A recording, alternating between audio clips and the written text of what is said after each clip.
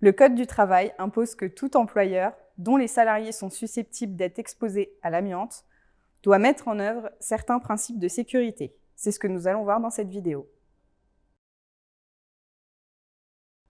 En termes de sécurité au travail, l'employeur est tenu de prendre les mesures nécessaires pour assurer la sécurité et protéger la santé physique et mentale de ses travailleurs.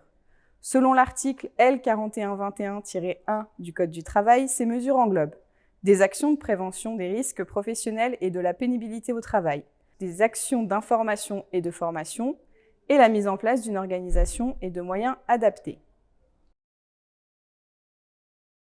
Le premier principe de protection des travailleurs est l'obligation de formation prévue à l'article R 4412-117 du Code du travail. Les modalités de la formation des travailleurs à la prévention des risques liés à l'amiante sont précisées dans l'article du 23 février 2012 que vous avez vu dans une précédente séquence. Notez qu'il est interdit d'employer des jeunes de moins de 18 ans, des apprentis, des CDD ou des intérimaires à des travaux les exposant à l'amiante. Les salariés exposés à l'inhalation de poussière d'amiante font l'objet d'un suivi individuel renforcé. Cela commence par un examen médical avant embauche, avant même la formation, permettant en particulier de s'assurer que le salarié est médicalement apte au poste de travail auquel l'employeur envisage de l'affecter. Cet examen permet aussi de vérifier l'absence de contre-indication au port de l'appareil de protection respiratoire.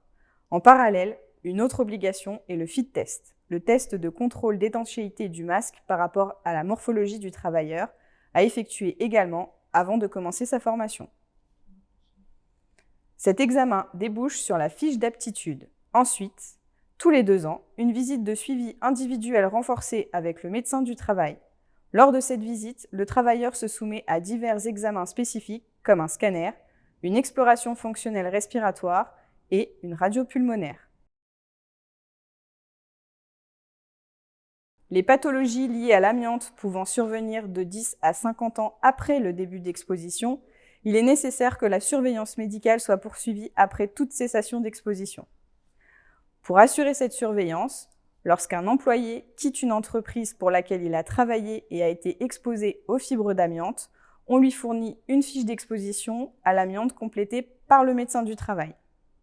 Celle-ci est établie à l'aide des rapports journaliers tenus par l'entreprise qui, chaque jour, consignent l'exposition pour chaque chantier en renseignant, entre autres, le temps de vacation, la nature des travaux, les temps de pause et les moyens de protection. Le Code du travail reconnaît le droit de retrait et le droit d'alerte de tout salarié confronté à un danger grave et imminent sur les lieux où il exerce son métier. C'est donc particulièrement important dans les cas d'opération en SS3. Le travailleur peut l'exercer en cas de danger grave et imminent pour sa vie ou sa santé, mais aussi dans le cas de défectuosité dans le système de protection. Dans ce cas, il alerte immédiatement son employeur, son responsable hiérarchique ou le représentant du personnel au comité social et économique, s'il y en a un.